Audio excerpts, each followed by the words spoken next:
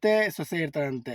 ಅವ್ರು ಹೆಂಗಿರ್ತಾರಂದರೆ ಅಮ್ಮ ಮಗಳ ಥರ ತುಂಬ ಕ್ಲೋಸ್ ಆಗಿರ್ತಾರಂತೆ. ಒಂದ್ಸಲಿ ಪಕ್ಕದ ಮನೆ ಹತ್ರ ಮಾತಾಡ್ಬೇಕಾದ್ರೆ ಅತ್ತೆ ಹೇಳ್ತಾರಂತೆ, ಮಗಳು ಸಕ್ಕರೆ ಇದ್ದಂಗೆ, ಸೊಸೆ ಬಂದು ಉಪ್ಪಿದ್ದಂಗೆ ಅಂತ ಹೇಳ್ತಾರಂತೆ. ಆವಾಗ ಸೊಸೆ ಕೇಳಿಸ್ಕೊಂಬಿಟ್ಟು ಒಂದು ಸ್ವಲ್ಪ ದಿನ ಮಾತಾಡೋಕ್ಕೆ ಹೋಗಲ್ವಂತೆ, ಸೈಲೆಂಟಾಗಿ ಅವ್ರ ಪಾರಾಗಿ ಇರ್ತಾರಂತೆ ಸೊಸೆ. ಅತ್ತೆ ಬಂದು ಕೇಳ್ತಂತೆ, ಯಾಕಮ್ಮ ಇಷ್ಟು ಬೇಜಾರಾಗಿದೆಯಾ, ಏನಾಯಿತು ಅಂತ ಕೇಳ್ತಾರಂತೆ.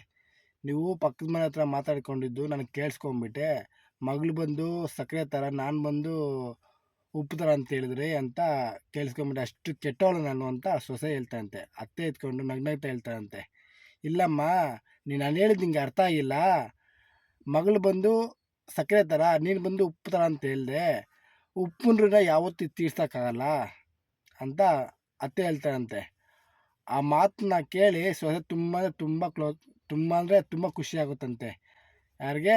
ಸೊಸೆಗೆ. ಹೆಣ್ಣಿನ ಜೀವನದಲ್ಲಿ ಅತ್ತೆ ಆದವರು ಅಮ್ಮ ಸ್ಥಾನ ತುಂಬ್ತಾರೆ, ಅದೇ ಥರ ಸೊಸೆ ಆದವರು ಮಗಳ ಸ್ಥಾನ ತುಂಬ್ತಾರೆ.